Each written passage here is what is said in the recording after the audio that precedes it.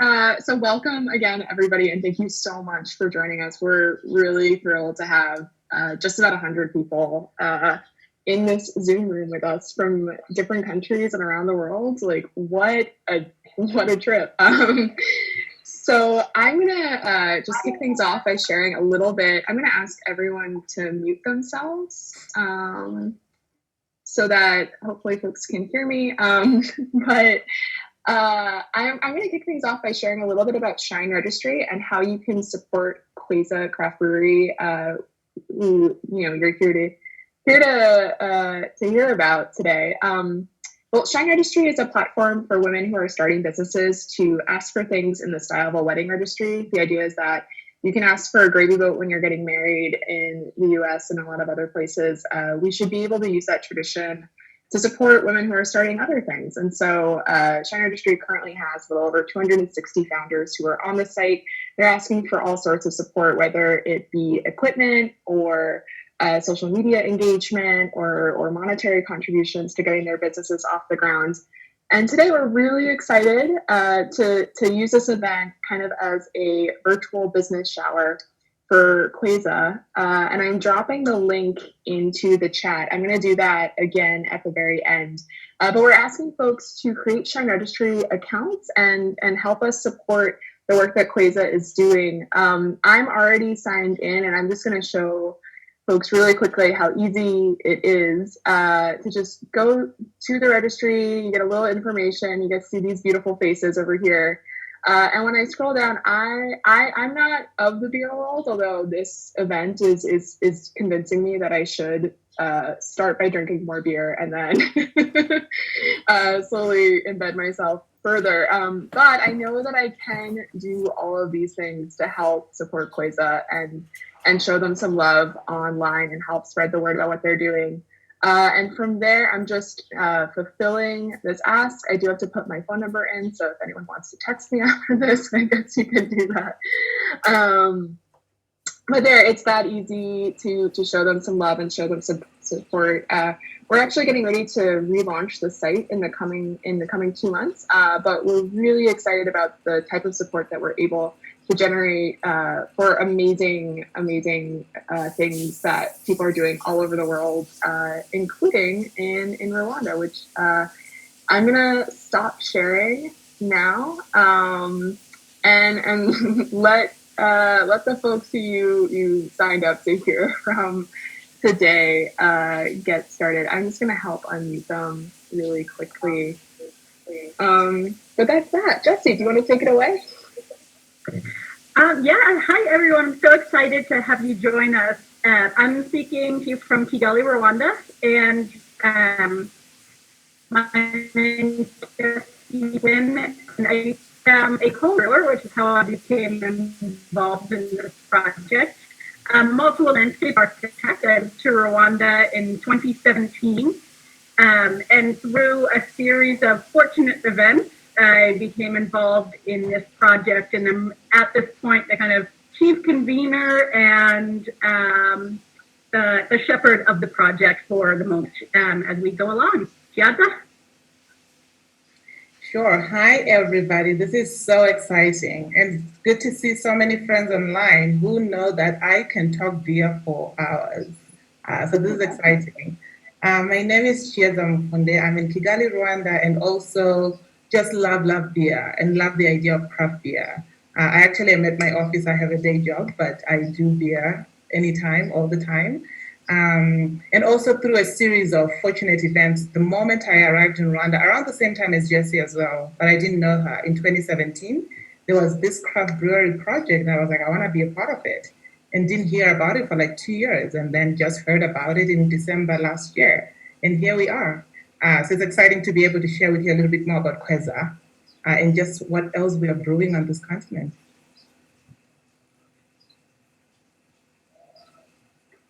Oh, sorry. Hi, everyone. My name is... The ladies say they love beer, but none of them are having sound. Come now, ladies. Imagine we're drinking tea. Hi, everyone. My name is Apiwe Nguzani Mawela. I am calling in from South Africa, Johannesburg. I am also a brewmaster. Love beer. It's never too early for beer, Tyler. But I love beer like Chiesa, and that's why we're here.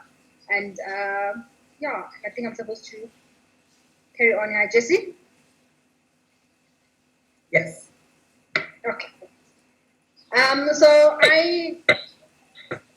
I am a brewer based in South Africa. Like I said, I am the past chairperson of the Institute of Brewing and Distilling Bay Africa section. The past chairperson of the Association of South Africa, actually one of the founding chairpersons, and the chairperson, actually the director of the Craft Brewers Association. So I've been in beer for as far as I can remember. How I got into beer was actually by chance. I'm not as much as you see me drinking now. I don't think I drink every day, all day. I actually got into brewing through the love of science. I'm a microbiologist, so I've got honors in microbiology. And when I was in high school, I wasn't sure what I wanted to study, and actually visited an open day at one of the universities in Johannesburg. And on one of the stands, they were actually showcasing the study of microbiology and biotechnology, and they had a can of beer, a yogurt, and cheese. And for me, that's actually where it started. I was like, what? Like you can study to make the products that people consume every single day. And then that's where my journey started. I studied microbiology, joined South African breweries, AB InBev, now owned by AB InBev. And then I became a brewer through the company, did my diploma in brewing through the Institute of Brewing and Distilling based in UK. And then I worked with SAB for about 8 years. And during that time, I actually, because I mean, everybody in Africa knows that as a young woman, you grow up with our mothers and grandmothers brewing our traditional beers. I mean, across the continent. Every young girl knows that as you grow up, it's something that you have to grow up into. You have to learn how to brew traditional beer. And for me at that time, I actually didn't know how to brew traditional beer because it was during these times. I mean, a lot of young people see it as something that is for the old people. We've become too modernized, I would say, that a lot of the young Black African people are moving away from the villages into the towns, into the suburbs, and actually forgetting what our traditions are. So I was one of those. I actually didn't. I mean, when I saw my parents, my grandmothers, and everybody praying, I was like, whatever. It was only when I qualified as a brewer and I got my brewing certificate that I was like, you know what? I've actually studied brewing and I understand the theory of brewing within the Western knowledge and terminologies, but I had no clue what African brewing was about or how we brew beer in Africa or what the principles are of brewing in Africa. And that was back in 2008 when my dad, those who are listening, coming in Africa, they'll know African culture is, as Black people, everything that happens in our lives, we always have to thank the ancestors. Chienza, because I'm sure you do it in Zim also. If you get a job, you have to go back home in the village and slaughter something and brew a beer, thank the ancestors. So for me, when I got my first job just after university, having completed my diploma in brewing, my parents, my dad actually was the more traditional, called me and said, you know, I need to come back home and you need to do something to thank the ancestors. And when I went home, I actually realized that I don't know how this beer is made.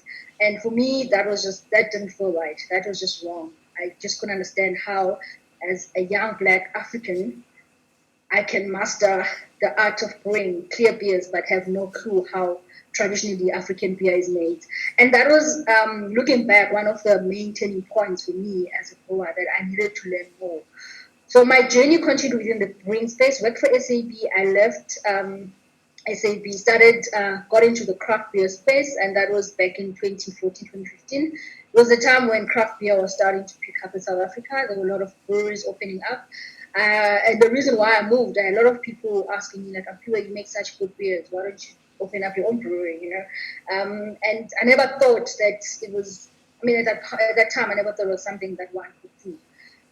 So I left SAB, started a brewery with a group of friends. That was back in 2015. 2016, I attended a course at one of the universities, which was Thought Leadership for Africa's Renewal. And for me at that time, I felt that as Africans, we were not doing enough to own our space. That people talk of this having a seat on the table. I felt that we were just waiting to be invited on the table and didn't create that table ourselves. So that course for me was one of the turning points because it opened up me to the fact that for Africa's renaissance, we as Africans need to take charge. And looking back to what I do with just beer, I was like, we have tourists coming into Africa, like in South Africa, for example, going through the different craft breweries. Those who have never been to South Africa, we have about 230 craft breweries across the country, and then throughout the continent, as Chieza will talk about the different craft breweries within the continent. But craft brewing is starting to pick up. But for me, I realized a lot of people were still making the same styles. We're just doing a copy and paste. One of the most common styles was an American pale ale, which using American hops, or German Weiss. And I was like, but why are we copying and pasting? If I was somebody coming from Germany and coming to South Africa, I'd want to experience Africa. And for me, I linked that back to obviously everything that I've studied, my passion for Africa, very passionate about Africa, about brewing in Africa, and the fact that we need to show the world as Africans that we have it within Africa. We can make great beers that can actually compete on the global stage. So I started my company, Brewster's Craft. The ladies on the call will know Brewster is one of the terms that I use to describe a female brewer. And for me, if you look at my logo, it's just, for me, it speaks African. It speaks who I am. It speaks about traditional African brewing, but in the modern way, in the modern terminologies. So the company I started in 2015, it was more about celebrating women in brewing. In my brewery, which I started in 2018, I employ mainly women because I'm a believer that we can't just talk, but we also need to be the ones that are actioning, and bring about that change that we want to see in the world. So I am for women. I support anything that has to do with women in beer in Africa as a whole, and that's how I met Jessie. Actually, have not physically met Jessie and Chieza. We've met virtually, but we have actually never shared a beer and actually seen each other face to face. But I feel like they're my sisters. I feel like I've known them for a very long time. As much as they are quite far, Rwanda from South Africa is a bit far.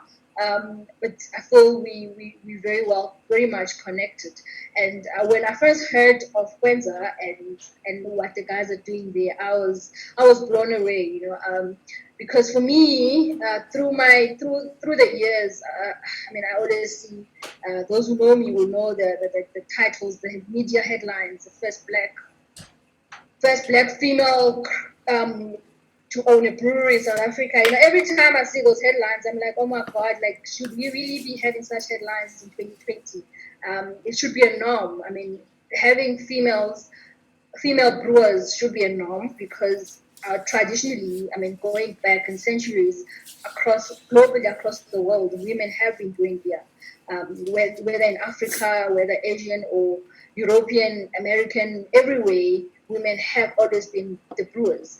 And obviously through the years, we've had brewing being industrialized and men taking over. But I think it's time for us to claim it back. And in Africa specifically, to this day, brewing is a role played by women.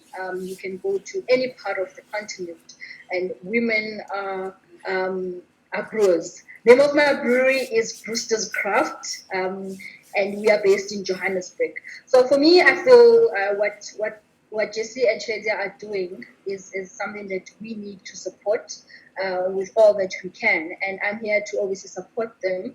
I feel it's time that we as Africans take charge, and obviously we need support from everybody else. And Chieza will talk about the brewing, the beers that we make. So I'm passionate about also using indigenous African ingredients. So here I've got, this is my brand, Dologazi beer. Dologazi is actually my clan name.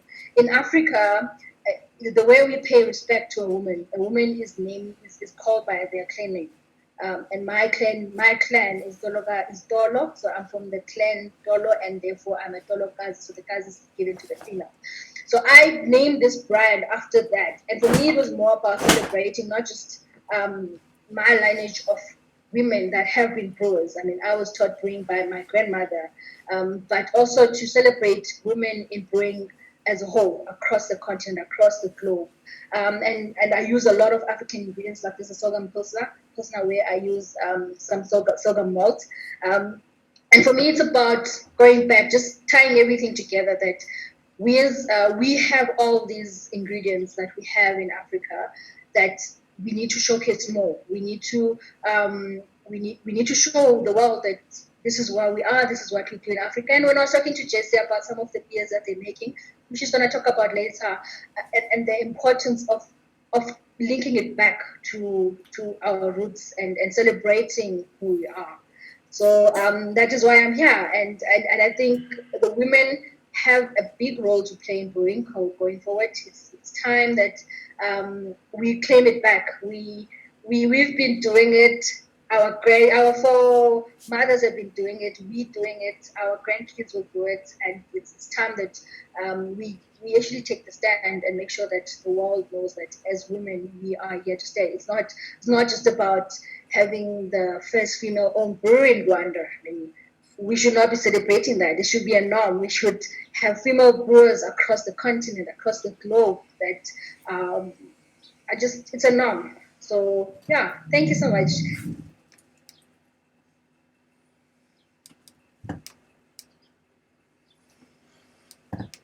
Cheers up here. Thank you, Apiwe, for that setting of the stage. And I think you truly represent what we are trying to do, honoring the history of women brewing around the world and also now on the continent of Africa. So thank you for that. And check out Brewster's Craft in South Africa. That's Apiwe's brewery. She also has a laboratory. She does training. I actually was taking her brewing science, intro to brewing science course the other day. So check out her work. So now I'm going to give you a bit of a sense of what's happening with craft beer in Africa. And many of you are probably wondering, what is it that's different about craft breweries or craft beer in Africa? And I want to give you just a sense of the scale of the industry at the moment, what's unique about it, and also why it is exciting to be a brewster, so to be a brew mistress or brewster on the continent right now. So I'm not sure, but some of you may or may not know what makes a brewer craft and what makes it so exciting to drink a craft beer, and what about the other beer? Is it not craft? What makes it craft? The most important characteristics of what craft brewing is about, first of all, is that this is an independently owned business. So this is not owned by a multinational. It's not owned by your big Heinekens. You know the names. You know everybody. So this is independently owned. And also it's much more smaller on the scale. So you hear the words nano brewery or micro brewery to describe how much beer is produced by some of these craft breweries around the world. Craft breweries are also really into innovation. So I would say the heart of craft brewery is innovation, the creativity, the excitement, and the vibe that comes with the idea of craft brewery, because there's a lot of experimentation in the process, and the process is also not heavily mechanized. So we use our hands a lot. There's a lot of touch, there's a lot of love, there's a lot of passion in every batch of beer that is brewed. So that's what makes it quite special in some way.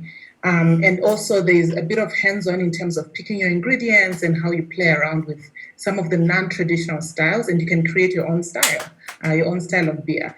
Apio, I just told you that she has a sorghum pilsner. Think about that for a minute, right? So we have the traditional pilsner, and then she put in the sorghum to put in the African twist, because sorghum is home. We have a lot of sorghum on the continent. So that's a little bit of what characterizes African craft beer, taking the traditional style and then mixing it up and putting our hands into it and all the love and the passion and making it truly, truly African. And if you have a sense at this point, I think the South African craft brewery industry is one of the most mature on the continent so far. As Apiwa said, there are about 260 craft breweries in South Africa and about 1,000 home brewers. So that's the most mature on the continent, if you want to think about it. And in terms of market share, perhaps a percentage of South African beer is craft, you can argue. And to give you a comparison, in the US, there are about 8,000 craft breweries across the US now. So your brew pubs, your microbreweries, your nano breweries, and they account for about 13.6% of the market share of all the beer that's consumed in the US. So you can see in terms of scale, a percent to 13.6. But this is what is exciting about the craft brewery industry, because it's about trying to get that market share to have people drink more exciting beer. And I love the story of Sam Adams, because when Sam Adams was founded in 1987, he said, I just want people to not drink boring beer. And there we are. If you look at the Boston Brewing Company and the tradition that they created of diversifying the kind of beer that we love and love in America, that's the idea. So it's the craft, it's the love, it's the hands-on, the ingredients. That's what makes craft beer. And now on the continent, what's unique about us, right? Why are we all here? I think the most important thing that excites me when I travel across the continent is each time I arrive at night, whenever I arrive, I always ask for the local beer. And over 90% of the time, it's always a lager, right? It's always a lager, it's the tropics, it's exciting. You are in Casablanca, you drink Casablanca. You are in Zim, you drink your Castle Light. It's all these traditional German beers because of the influence of colonization on the continent. And you can also argue a lager is super refreshing. I can take a lager any day now. But now if we want to really dig deeper into the styles, because these are the styles that were also commercialized. But what has been exciting in the last few years is that if you go to Joburg, you can spend all the time you spend in Joburg and never have to drink any commercialized beer because of the industry. So now what I think for us is exciting and what's unique is that we can even ask in the different cities that we travel or where we live to say, so what is the equivalent of craft beer in Kigali, for example? We have Virunga here in Kigali. It's a little bit of like an amber dark ale and also like a crafty lager. And that's our craft here because that's what's different from what is normal. The other thing as well is that craft beer in Africa does not exist in a vacuum. Our grandparents and great-grandparents have been brewing for centuries, as Apiwa said, the traditional beer. Somebody dies, we brew beer. You get a new job, you brew beer. And it's women who always brew beer because beer is actually is a laborious process, and because women had always been home. So they were the ones always making sure that the yeast is good and then it doesn't overeat all the sugars. So women have been a really, really important part of brewing. And what we love is the fact that we're building upon this tradition of women brewing for centuries. And that's what makes it exciting to be brewing at this time on the continent. The other thing is ingredients. So I'm going to read something for you here, which makes it even more exciting for me to be brewing at this time on the continent. So one of the things that the South African craft brewing scene does is the African Beer Cup. I'm actually not sure when it was started, but it's an annual competition where people across South Africa and now across the continent, they ship in their beers and then they test them and they get awards. So think of your Great American Beer Festival, right? You all go to Colorado and come back and know that Allagash has won. That's my favorite beer, by the way. I had to say that.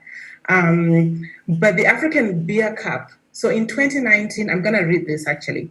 The medals went to a mango IPA from Battle Brewery in Kenya and a coffee-infused imperial stout containing sorghum alongside malted barley from Nigeria's only microbrewery, Bature.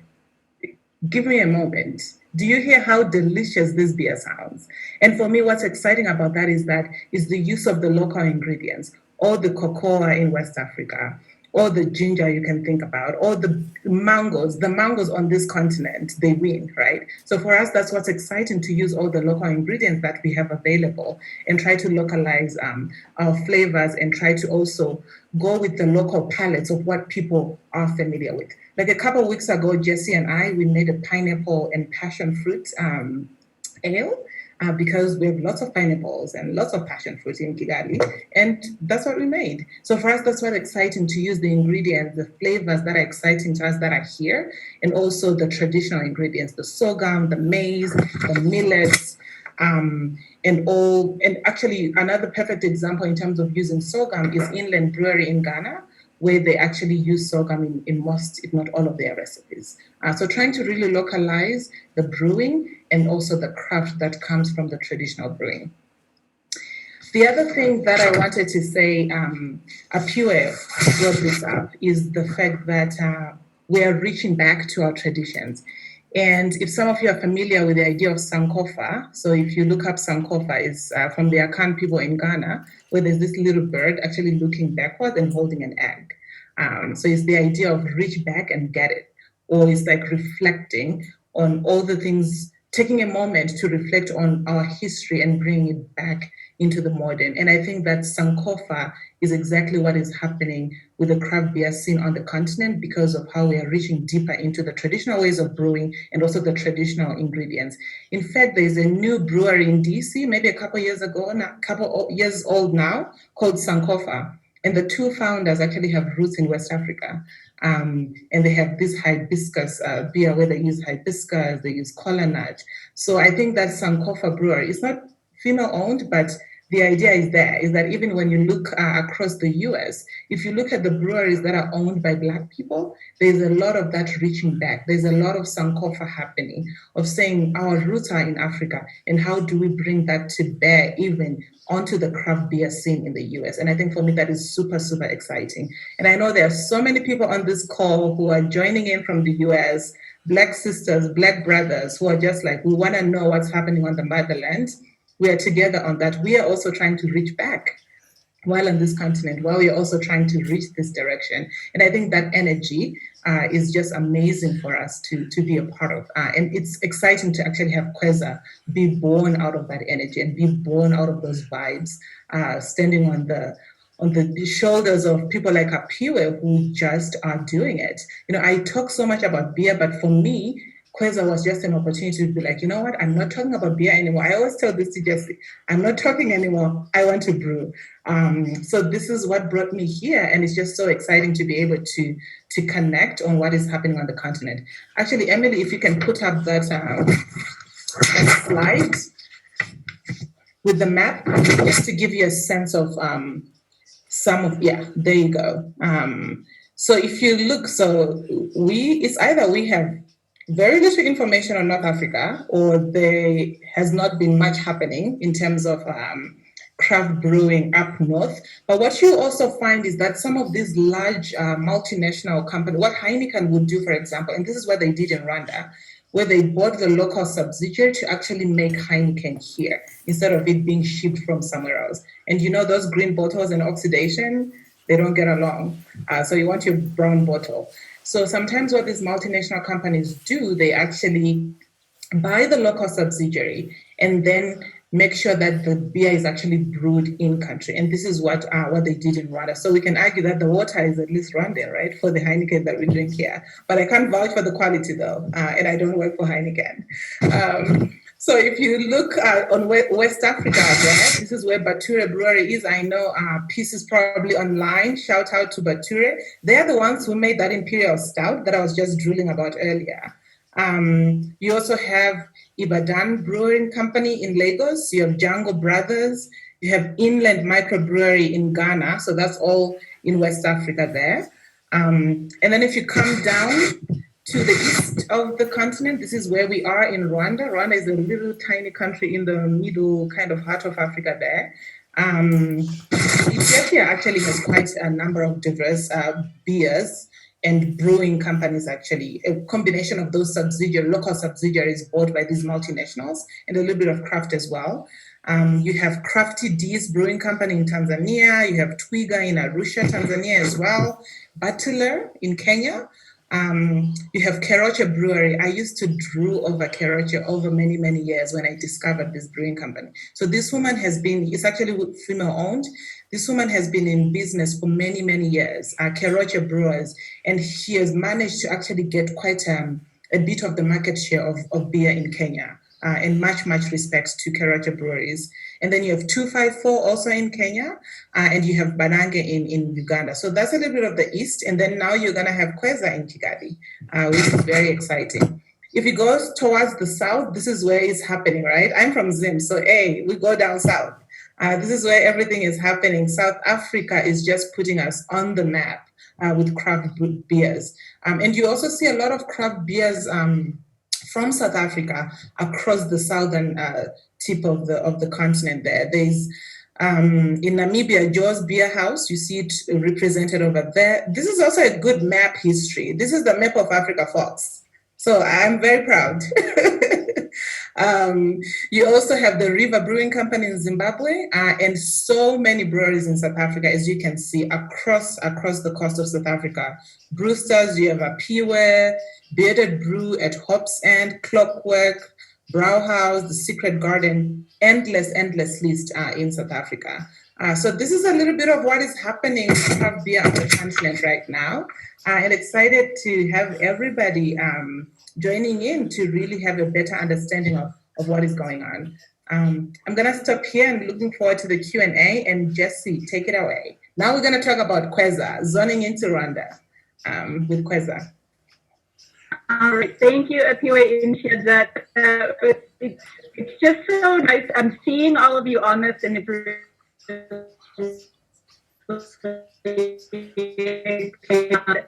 share my screen with you all and give you a little presentation about the craft brewery here in California. Yes, a moment.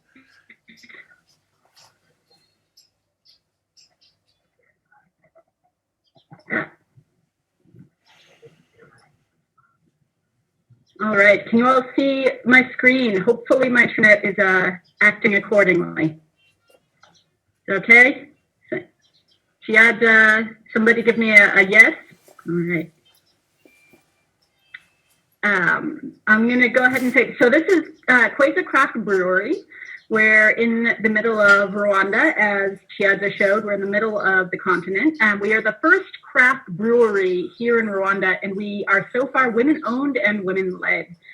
The project background is that it started with a Kickstarter campaign with Bose Brewery in Canada back in 2016. And Fina Ueneza, a Rwandan woman who is an entrepreneur, had run a restaurant, and together they came up with the idea of starting a craft brewery here in Rwanda. So they started a Kickstarter campaign with the vision of establishing a women-owned craft brewery. And the reason of women-owned craft brewery, here's some statistics for you. So some of this is US-based, obviously, because that's where a lot of the data has been collected. Only 2% of US breweries are women-owned in the US. Only 1% of US breweries are Black-owned in the US. Of head brewers, 7.5% are female, and production managers, 8.9% female. And then going into beyond breweries, into just women in business, only 2.7% of capital investment globally goes to female founders, despite the fact that 63% of companies perform better than just all male team members. It's not to say you gentlemen are not doing your jobs. It's to diversify and to have us all around the table. And so this is the statistics we're working with, and what we really want to be able to do to improve the ratios of women and minorities, and well, in Africa, it's majorities. So it's having African women owning African breweries. So all of this caught the attention, obviously, of the world. It was in Forbes magazine, National Geographic, and really caught the attention of the world in this idea. So FINA unfortunately needed to step away from the project, so I'm the shepherd in the meantime. We are looking to be Rwandan women owned and led. And so I'm just kind of the convener for the time being, getting things started. And so I just wanted to talk about some of the challenges about starting a brewery in Rwanda, things like production. So malt, for those of you not familiar with malt, it's, one of your very basic ingredients. It's usually barley that has been sprouted and then dried and roasted. We do grow barley in Rwanda, but we don't have any malt facilities. So therefore we don't have the basic ingredient here. Things like beer bottles. We don't have any sandy rivers or any ocean where it's landlocked. We don't have any beaches. So if you don't have sand, which is a critical ingredient for glass, you can't have bottles. We don't have bauxite for cans. So then, that leaves us in how are we going to get this to people? There's also no other craft breweries. We are the first one. There are two large breweries here, but that means that there's not a draft beer culture here. There's not beer taps at every pub. So being able to even share kegs is difficult. There's also the issue of regulation. Here in Rwanda, there's a 60% excise tax on beer if you are making it of imported ingredients like barley malt. There's a 30% tax if you use local ingredients. We're also the very first in the industry, which has some issues in that regulations here for breweries are built based on large scale breweries. And for example, a brewery automatically needs to be in an industrial zone, which a craft brewery obviously is a little bit different of a scenario. And talking about women in the industry, having no craft beer industry here in Rwanda means that there's no training in kind of the regulated level of craft beer. Lots of people brew at home, but the level of sanitation, production, being able to sell at a public scale, that level of kind of exposure isn't available.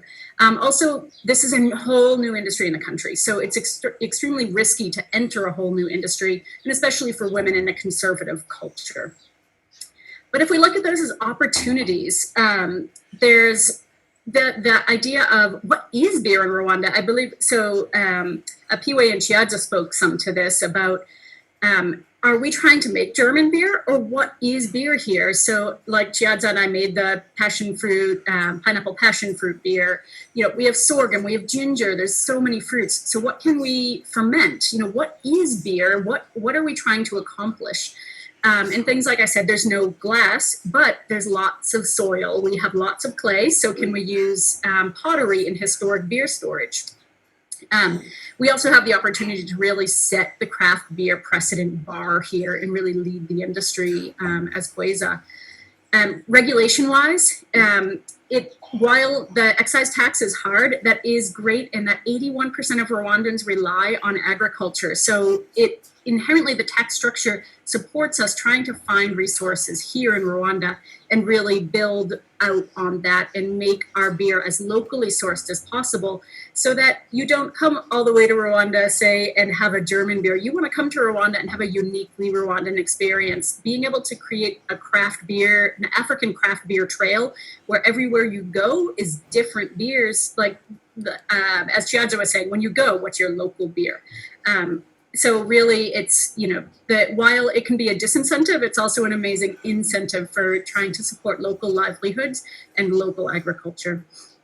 And Rwanda's government is non-corrupt and wonderful, and really working with us on trying to figure out what does craft beer, how do the standards apply, and how do we make sure that we ensure quality throughout the supply chain.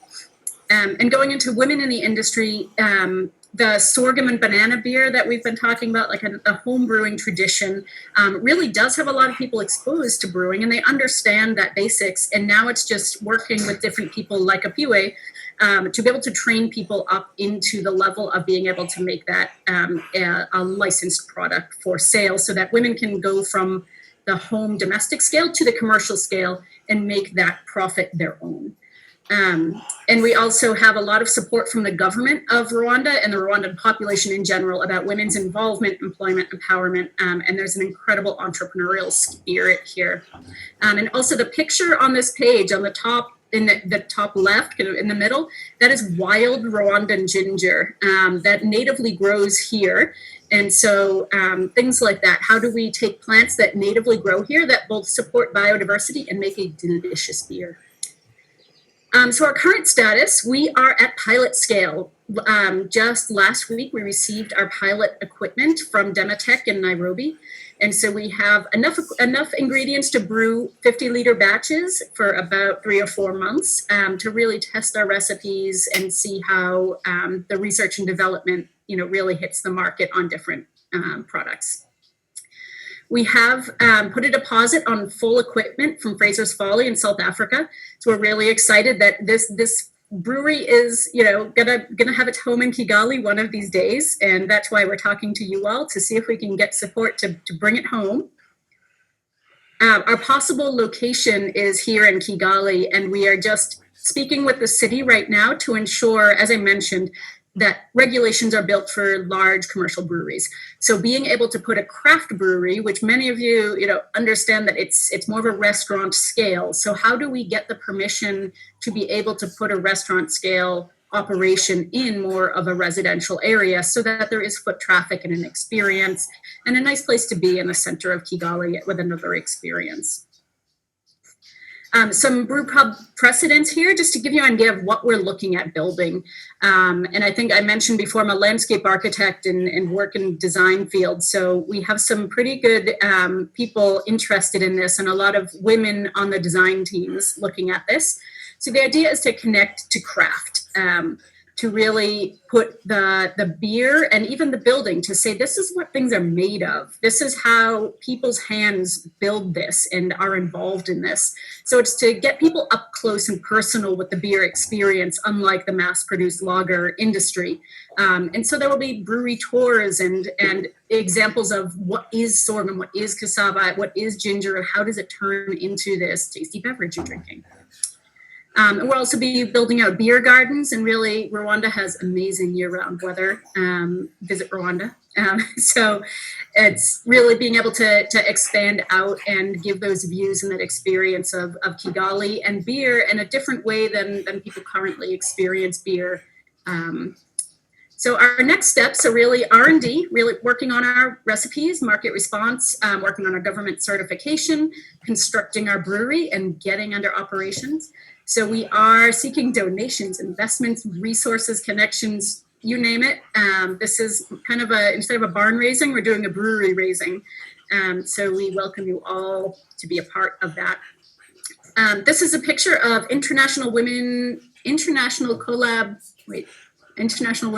Brew Day. It's every year on Women's Day. And so this year is early March. And so we all got together and brewed a traditional sorghum beer. The two women sitting on the far left here are traditional sorghum brewers. They've been brewing for many years, and were teaching us all kind of how to go about making traditional sorghum beer. And so it was just a fun experience to be able to make something together, and we were sampling all different styles of beer. And so we welcome you all to be a part. There's some contact information you'll also be followed up with later. And that's where I will get off of this. And I think we're going to open it to Q&A. Thank you so much, Jessie. I just want to take a quick note to say that we've been getting messages that the Zoom room got capped at 100. I take full responsibility for this. Like I said, we have not hosted a very large event previously and didn't realize that folks would get shut out. We are going to share the recording, and I'm going to try to convince folks if we maybe could do this event again. But I do want to apologize if anyone's getting messages from friends that they have severe FOMO. I would too if I hadn't had a chance to be a part of this. I'm dropping the link for Quasa's Shine Registry profile again in the chat. And we'll also be looking to the chat for questions that folks are writing in now for our amazing speakers today. So if anyone has a question, now is the time to drop it in the chat.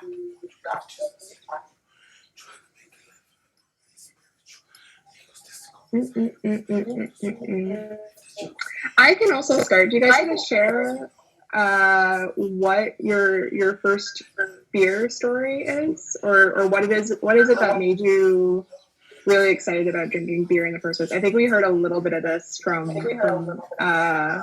what you were saying earlier, but if you could share a favorite beer story, that would be really fun.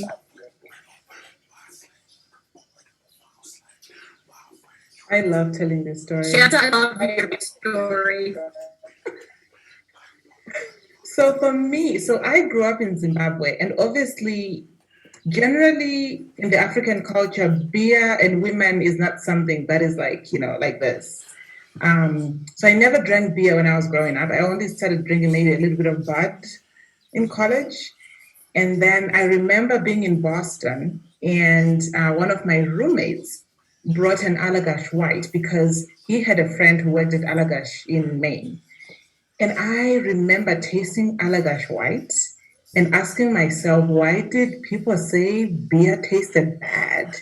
I swear, I got so hooked onto Allagash to the point where for my 25th birthday, I spent the weekend in Maine and spent the whole day at Allagash to drink all their beer and just like fan on Allagash. And even up to today, their story for me is one of the most amazing stories about craft brewery in America, actually.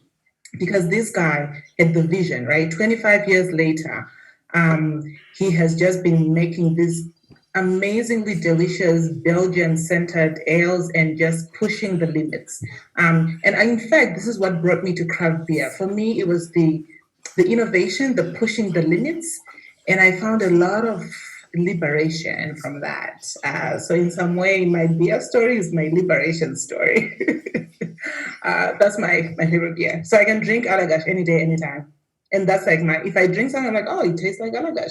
And all my friends on this call I have ordered Allagash for them. So I think you have for me.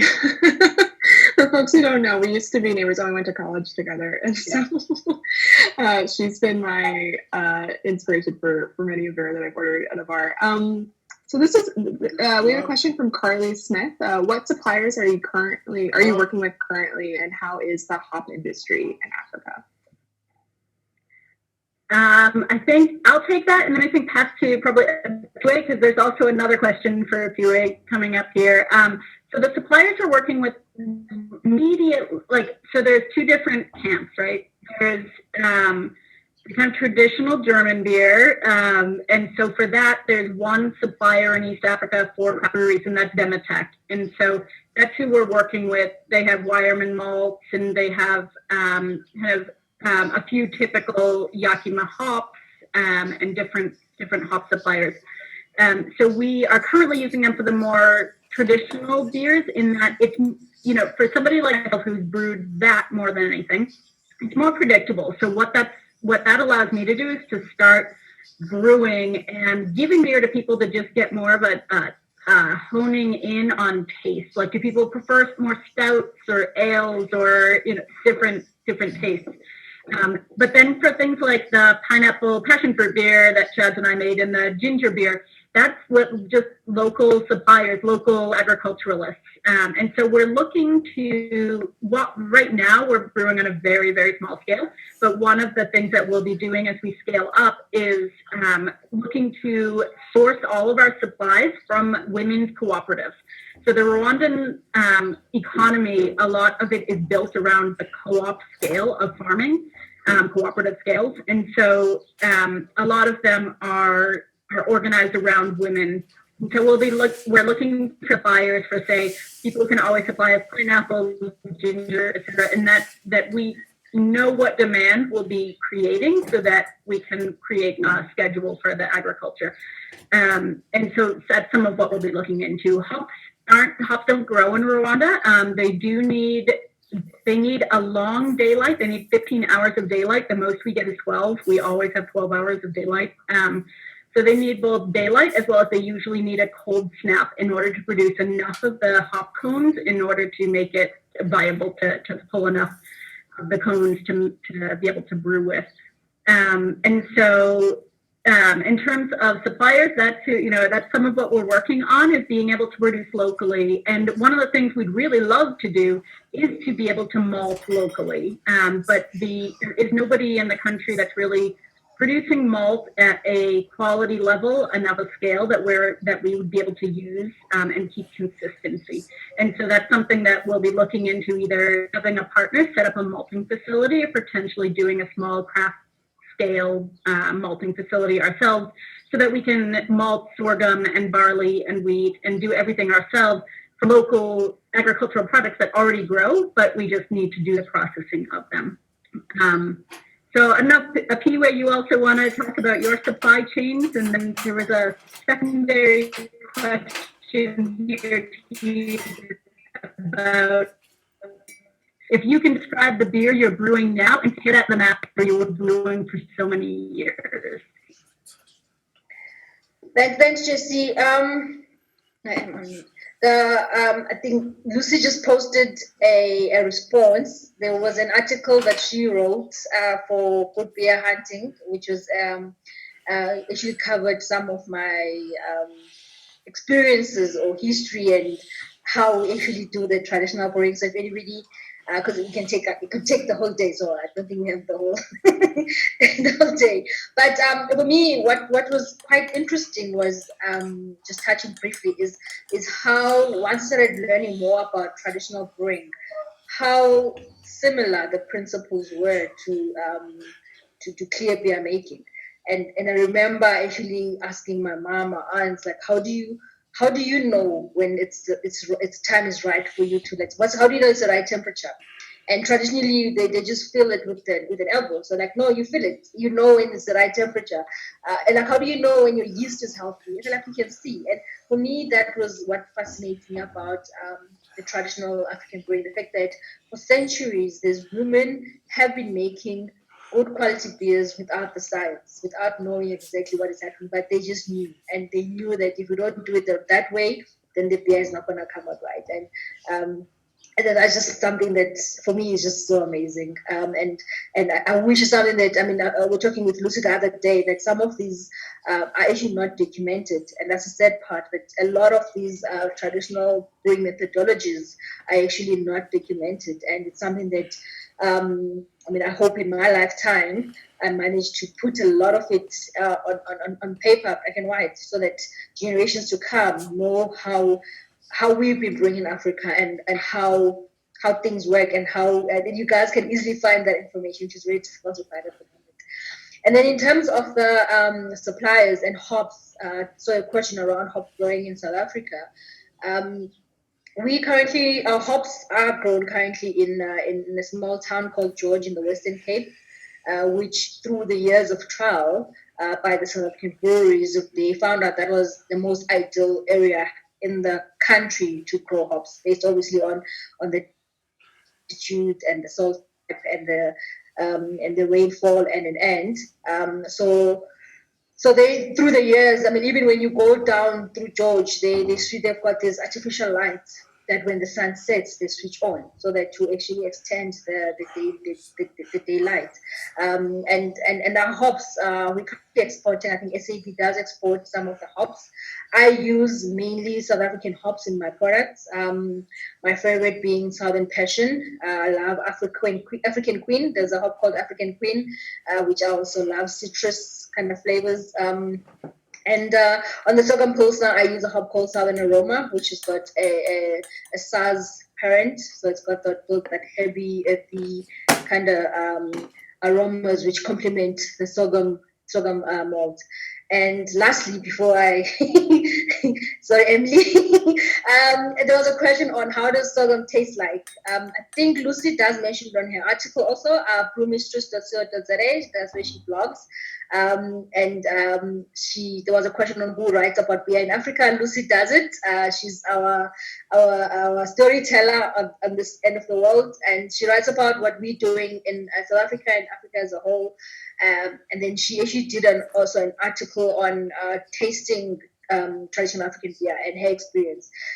Obviously, she's helped coming from UK and have traveled a bit of the globe and finally landing in South Africa. So she came with the taste buds that I grew up drinking the products. For me, it's a nice sour. If you've drank a sour beer and you love sour beers, you're gonna love our traditional beers because most of them tend to be a bit sour.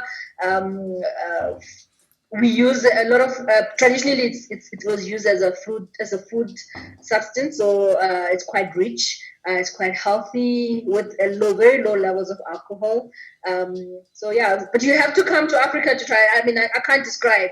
I cannot describe it enough. You have to come here. Well, that there is another question of a lot of folks are asking about how folks who are in the United States might be able to try some of these beers. Like, is there an ordering process for folks who are international? It's a little hard to get out of the States right now with coronavirus. Can folks enjoy this at home? Yeah, no, it is. Obviously, at the moment with everything that's happening globally, it's difficult. But it is something that I had started working on to try see where we can showcase our products. Because I mean, like I said earlier on, for me, it's about telling our story to the world. So showing that we in Africa are actually making great beers, and we have to make sure the beers go to everybody across the globe. Hello, can you hear me? Hi. Yeah. I'm an importer. I'm an importer of craft beer to the US. So I was just texting you privately because there are ways to get your beer here as a, like you said, as a showcase, and I would love to help with that. Well, hello. Yeah, I just texted what a you. delight. Yes, absolutely. It's my absolute pleasure. And we're a women-owned exporting management consulting company, and we are trying to help showcase and share culture with craft brewers from around the world. So we are able to export and import, and so we can help you with that or anyone that is interested. But I haven't come across any craft beer from Africa, and I think that will be very interested. And I saw some folks in New York that will be interested, and so we certainly can make some connections in New York. We've worked with the likes of Shelton Brothers. So we'd love to be able to help. Absolutely. What a fun, unexpected treat. Yeah. We'll make sure your contact information is shared with the folks who spoke today. I feel like you're on the phone, but if you could put your contact information in the chat, both for, of course. For everyone, that's very fun.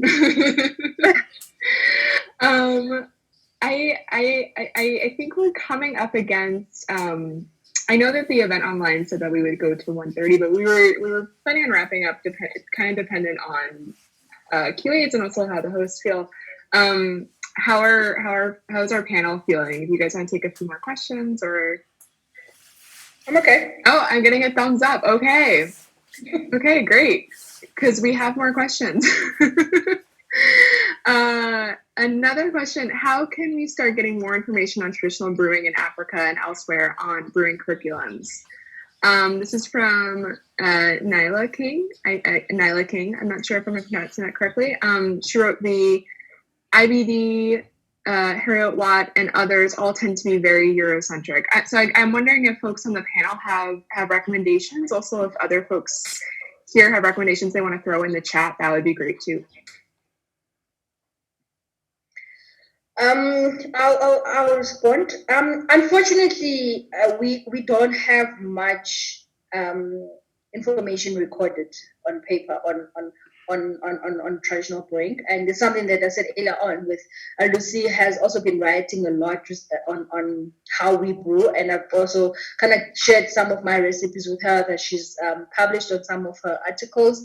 I am actually registering for my master's degree next year, where I want to focus more on the traditional beer brewing and actually understand the science that goes into traditional brewing. Because it's when you read through the process, I mean, I remember when Lucy was writing our article, and we kept on going back and forth as to like what actually happens at different specific steps. Because there's a lot of souring, natural souring, there's natural fermentation that takes place, and traditionally, in the rural areas, in the villages, they would have a hut, which was known as the brewing room, where that's where the woman would actually make the beer, and no one else was allowed into that room. And she was the only one that went in there. And because in the room you had the natural microflora that existed there, so it was the same bacteria, same yeast, same that would make sure that head brews are consistently the same throughout. So they understood that the old women understood the importance of that. You have a culture, you have to just maintain that pure culture, whatever it is. You just need to make sure that it's the same, so that your beer, your brewing consistency, maintain your consistency of your brews, and that information is, to my knowledge, is not well documented. And also, what I've found is that, like in South Africa, we've got about 11 tribes, and that's just in South Africa. When you go to, let's say, Rwanda, they've got, as much as they all Rwandans, but within Rwanda, there's different tribes, and the different tribes all brew differently. So you might find that I'm from the Xhosa tribe. We do it in a certain way, which is the way I was taught to do it. But as I got exposed to other tribes, and I learned that actually other people follow a different methodology, even though we end up with a similar product. Taste is different, but it's all traditional African beer. It's all umqombothi. It's all using sorghum, but the taste and the consistencies and the sour levels differ. And for me, that was like the question: like, how do we? That information is not readily available. It's not documented, and I feel that we, as obviously as Africans, as we getting more modernized and moving to the towns and forgetting about our traditions, the young people are not wanting to know how traditional beer is made, and we are therefore losing that tradition. The mothers, the daughters are not there for the tradition to be passed on to them, which means that like in 20, 50 years time, there won't be any women left who can brew traditional beers, because everybody would have been too modernized to worry about brewing the stuff. And us creating these new recipes and coming up with ways of preserving our culture and preserving these traditions, which will ensure that it's never forgotten. It's not forgotten in history. It remains, and that's something that in my lifetime I want to hopefully put on paper. It looks like there's someone in the chat who might want to help you with that. Tyler, I see you shared an email. That's awesome. We'll make sure to try to connect you later on in particular.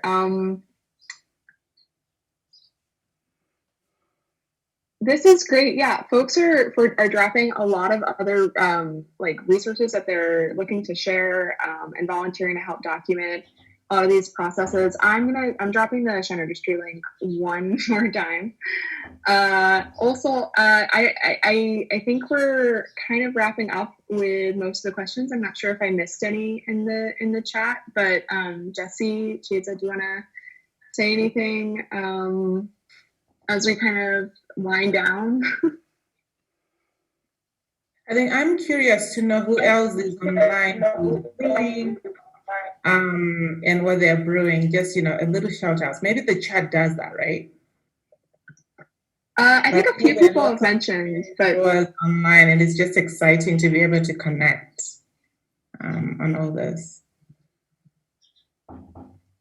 And shout out to our sponsors as well. yeah. What do you call them? Partners for this event. I'm gonna pull up this slide really quick. Yeah, amazing partners for to this say event. Thank you to all those folks. We are sharing. We are going to be sharing the recording of this, especially since we know we had some complications with the RSVPs. And again, I'm so sorry about that. I'm also going to put links to all these folks into the chat as well.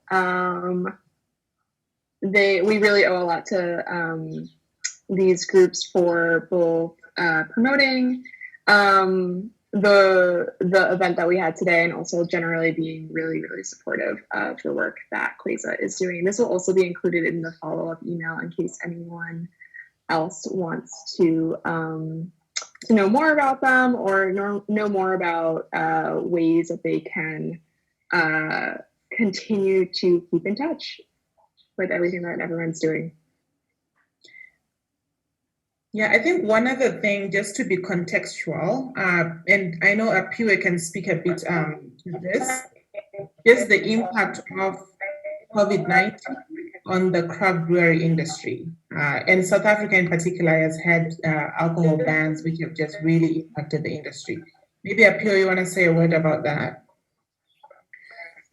Yeah, it's quite stressful. If you see me drinking, I'm actually drinking, downing my slurs. In South Africa, with the COVID-19 pandemic, our government decided that on end of March, we had 21 days of lockdown, where alcohol sales, production, transportation were banned, and that lasted 2 months. We were allowed to trade for a month. And then we had another ban. So we're currently on an alcohol ban where we're not allowed to sell. This has affected our industry quite badly. It's very bad. I mean, there's people closing breweries at the moment because there's no source of income whatsoever. Like we can't even sell at least bottles or I know some countries they actually allowed some off consumption where people can drink at home. In South Africa, there is not even allowed to buy anyway. So it's very, very bad. And especially, I think there was an article that we also did recently, which talks about the future, what the future looks like, and it doesn't look good at all. So I think after the pandemic and everything, once everything has settled down, I think our industry, those who have survived, will need all the support we can get from consumers. And I think also, I mean, I know there's a lot of wine being exported from South Africa. So if you are in a country where you have access to South African wine, please do support. Because the industry, the alcohol industry as a whole is suffering quite badly. It's actually very, very sad. And I also just wanted to say thank you to Emily and Anne and Shine Registry. The platform, just the concept, the first time that she also introduced me to Emily, and when she first started talking about just this concept, like that concept of we support people in marriage and babies and other major milestones in life, and the concept of female founding, recognizing that and helping each other.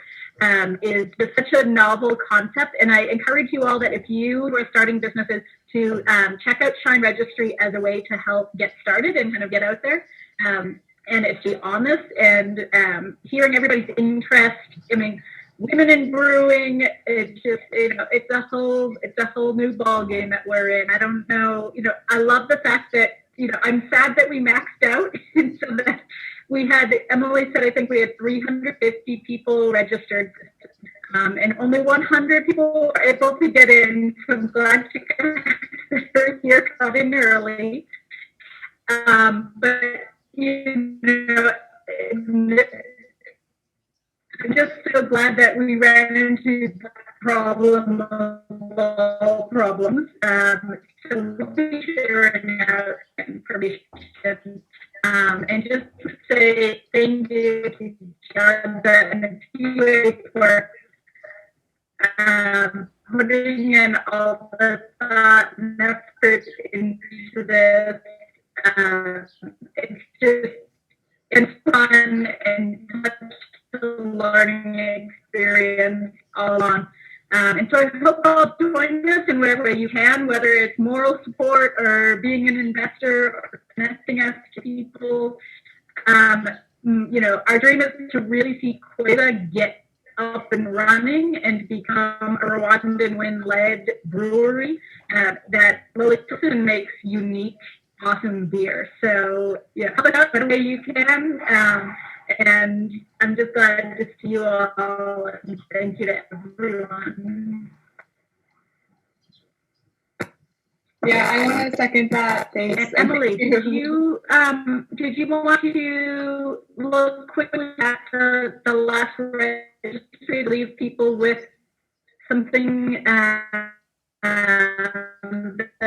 they can follow up with if they want? I think you're breaking up a little bit, but I think I heard most of that. We will be sending out an email with more information about how you can stay in touch with both what Shine Registry is doing and what Queza is doing. I know I've been spamming the chat a little bit with this link, but I'm going to do it again. And I just want to second what Jesse said. I mean, this is a very good problem to have too many, an abundance of people who wanted to join and not enough space for them. But I really appreciate folks for being a part of this with us as we grow and as we learn. So I